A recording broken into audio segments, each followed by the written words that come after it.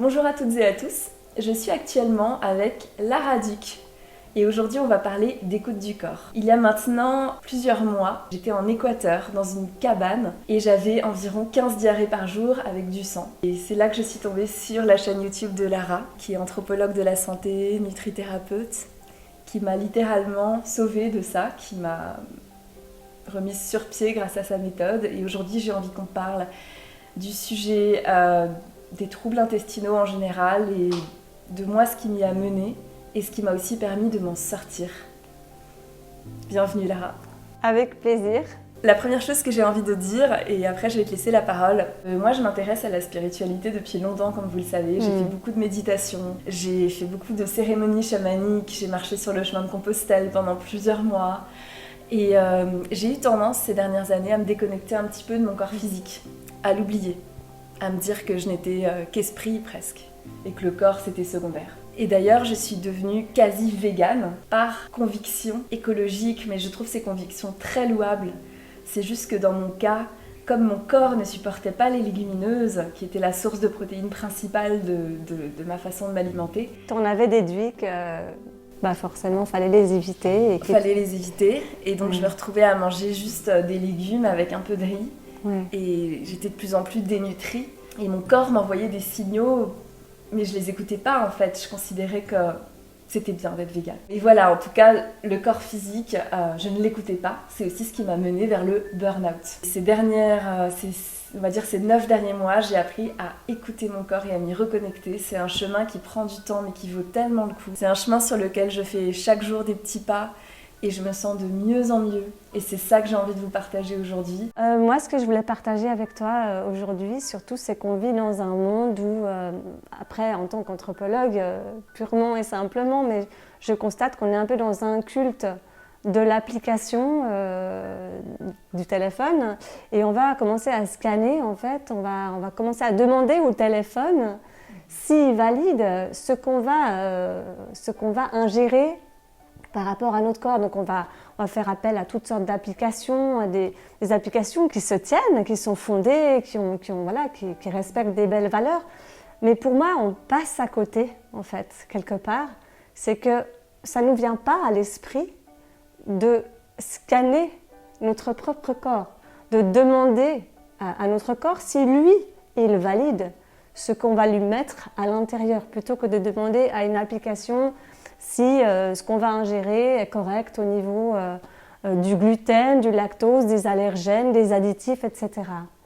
Et la principale valeur de la méthode Ptilara, c'est que sous prétexte qu'une chose est saine et validée par toutes les applications du monde, c'est pas pour autant qu'elle va être soignante. Et ça, c'est une grande différence. Et je pense qu'il y a un amalgame dans la société actuelle où on se dit « Ah, c'est validé par Yuka » ou « C'est validé par je ne sais quoi », c'est végétal, c'est sensi, c'est… Voilà. Et en fait, si le corps réagit mal, on va faire abstraction. On va prioriser en fait l'extérieur sur son intérieur. Et pour moi, c'est un non-sens. C'est difficile de concevoir qu'une courgette bio qui a été bien cultivée sans OGM, etc., qui est auréolée de tout ce qu'on considère comme étant vraiment sain, puisse nous faire saigner. Et c'est ce qui se passe en fait. Et pour arriver à ces observations empiriques, je peux dire ces observations vraiment de terrain, eh bien, c'est pas dans les livres ou dans les applications que je l'ai obtenu, c'est vraiment dans l'observation au quotidien de ma pratique. Je ne pratique que ça, je ne traite quasiment que les gens qui souffrent de rectocolite hémorragique. Et dans le cadre de ces observations, il y a des choses extrêmement étonnantes, catégorisées comme étant saines, valeureuses, qui vont en fait de manière passagère, qui peuvent aggraver la condition de la personne. Tu m'as dit lors de notre première séance, c'est écoute toujours d'abord, regarde ce qui se passe dans ton ventre, écoute ton corps. Et ça, écoute ton corps. C'est une clé. C'est pas le gastro qui va te le dire, ni le médecin, ni moi. Moi, je suis une médiatrice entre une personne et son côlon. Je livre des clés. Mais parmi ces clés, il y en a certaines qui vont convenir à tes serrures, puis d'autres un peu moins. Et là, c'est là où tu dois faire ta part, toi. Oui. Tu fais ta part. C'est que tu apprends à identifier Qu'est-ce qui te laisse un ventre souple, plat, tu vois, sans remous?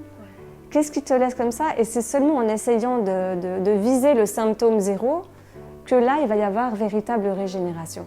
Et pendant longtemps, j'ai cru qu'être ballonnée après un repas, c'était normal. J'ai cru que avoir mal au ventre, c'était normal. Et en fait, je me rends compte que non. Et c'est vrai qu'en suivant ta méthode, je me suis reconnectée à mon corps. J'ai commencé à me donner des aliments qui me faisaient du bien. J'ai gagné en vitalité. Et c'est là que j'ai compris que j'avais donné en fait ma sagesse. J'avais confié mon pouvoir à moi, ma sagesse, à des entités extérieures. Au fait, si tu as envie d'en savoir plus sur la formation Rémission Durable que propose Lara Duc, tu peux cliquer dans le lien dans ma description. Et n'oublie pas de liker et de t'abonner à cette chaîne pour permettre à cette vidéo de continuer son chemin sur YouTube et d'aider d'autres personnes. Vous voyez, il existe le côlon irritable. Les gens parlent du côlon irritable ou de l'estomac irritable. Mais la rectocolite, on n'est plus dans la catégorie du côlon irritable. C'est un côlon révolté. C'est un côlon qui a tellement jamais été entendu, qui a tellement de choses à dire, que quelque part, il s'est dit « Ok, je vais y mettre du rouge, parce qu'elle ne voit rien, elle n'entend rien. » Et peut-être que là, la personne, mon hôte, va se réveiller. Et c'est à force de ne pas écouter, je ne sais pas si c'est un déni ou si c'est un manque de connaissances plutôt, parce que je n'ai pas forcément envie de rentrer dans une culpabilisation, ça mène nulle part. Mais en tous les cas, c'est une non-écoute, quelle que soit la cause, hein, et qui mène à une pathologie pareille. Alors, ce n'est pas la cause principale, mais on va dire que ça y participe. Ouais. Parce qu'à partir du moment où tu commences à comprendre comment ça fonctionne et que tu commences à accepter l'idée de te soumettre à l'autorité de ton côlon, là, il va te le rendre au centuple et il va te donner le calme en retour. C'est exactement ça. C'est ça, et c'est ce que tu ressens dans ton corps. Et c'est ce que je ressens dans mon corps aujourd'hui. Et c'est vrai qu'il fut un temps où je faisais beaucoup d'excès aussi alimentaires. Par exemple, j'étais un peu stressée. J'allais manger du sucre un peu plus que... Voilà, même si mon ventre me disait ça y est, stop, je continuais à en manger. Et encore, c'est pas que le sucre. Il y a des personnes qui font des excès avec des pommes, avec des choses éminemment saines, mais la forme reste de manger plus que de raison, et il y a des conséquences. La méthode Tilara ne s'appelle pas le régime Tilara. Principalement parce qu'il s'agit d'une méthode de rééducation du côlon qui part du principe qu'on sait casser le côlon.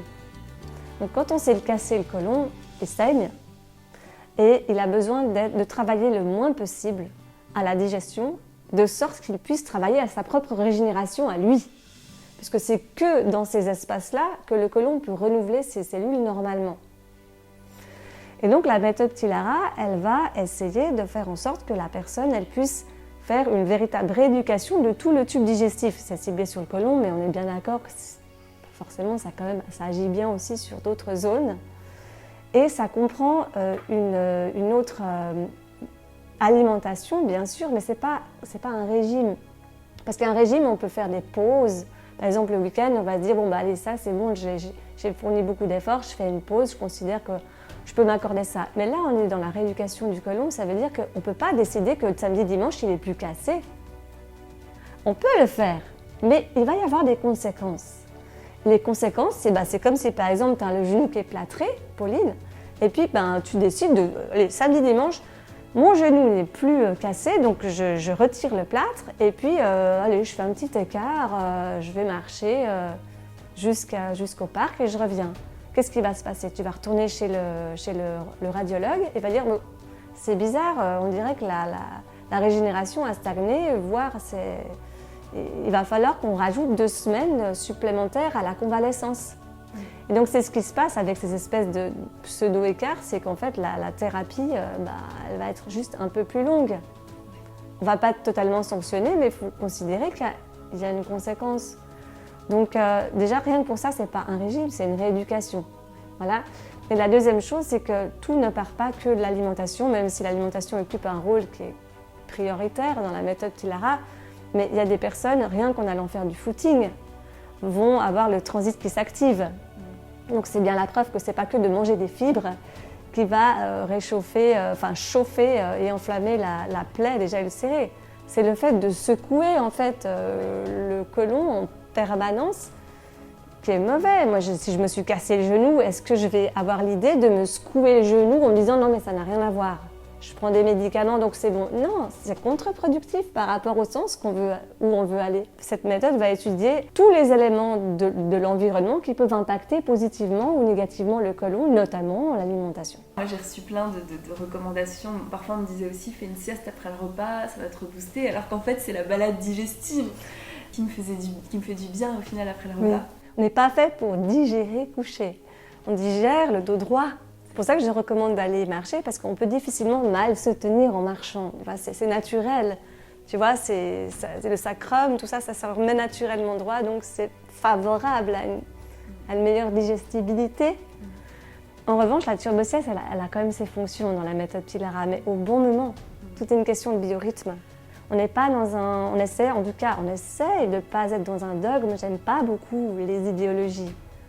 Mais c'est peut-être ma déformation professionnelle, mais on essaye en tout cas de rien diaboliser en soi. Même le sucre, s'il est utilisé à bon escient, il y a beaucoup de personnes qui se sont mises en rémission avec la méthode Pilara, malgré le sucre.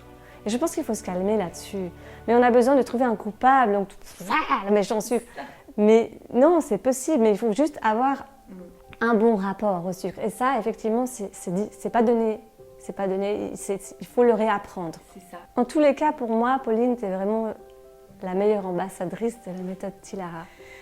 Parce que tu incarnes, en fait, le succès de cette méthode, parce que chez toi, notamment, aussi chez d'autres, mais ce sont des personnes qui, pour des raisons qui sont tout à fait louables, ne veulent pas forcément se montrer en vidéo et tout ça. Mais pour toi, c'est OK pour toi de transmettre ça à ton audience, et c'est ça qui est fantastique, parce que dans ton audience, il y a aussi des personnes qui vont se sentir profondément concernées. Tu n'as pas eu la béquille de la cortisone, ou du Pentasa, ou de l'Imurec, ou du Rémicade en synergie avec Tilara. Dieu sait, je ne suis pas dans le jugement. C'est OK d'être médiqué. Chacun fait comme il peut, avec les moyens qu'il a. Mais toi, en fait, c'est ton histoire. Ton histoire, elle a été donnée à vivre comme ça, sans la donne médicale, juste avec Tilara et ta résilience. Merci de tout cœur, Lara, pour toute ta sagesse. J'ai une gratitude qui est infinie pour tout ce que tu as pu me transmettre ces derniers mois. J'ai l'impression que ça m'a remise sur les rails de ma vie.